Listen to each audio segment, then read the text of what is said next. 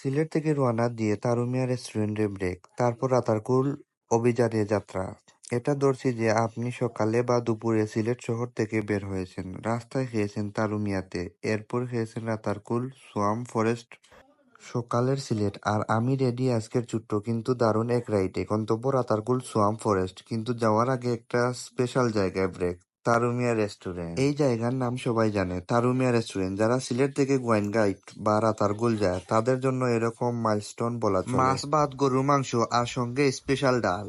খাওয়ার স্বাদ একেবারে ঘরের মতো, দামটা অনেক রিজনেবল। খাওয়া দাওয়া শেষে আবার রওনা দিলাম রাতারগুলের পথে। রাস্তা একটু অফরিড, কিন্তু জায়গা এবড়ো খেবড়ো, কিন্তু প্রকৃতি যে কি সুন্দর বোঝানো যাবে না। এই দেখো এসে গেলাম রাতারগুল, একমাত্র জলাবন যেখানে বর্ষার নৌকা ছাড়া কিছুই চলে না। টিকিট কেটে উঠে পড়লাম নৌকা, শান্ত পানি, গাছের ভিতর দিয়ে ছায়া ছায়া পথ, স্বপ্নের মতো একটা দৃশ্য। সিলেট থেকে শুরু করে তারুমিয়ার খাওয়া আর শেষটা রাতারগুল এসে, এক কথায় অসাধারণ একটা দিন। ভিডিওটা ভালো লাগলে একটা লাইক দিও, সাবস্ক্রাইব করো আর কমেন্টে জানাও তোমরা কবে এসেছিলে রাতারগুল।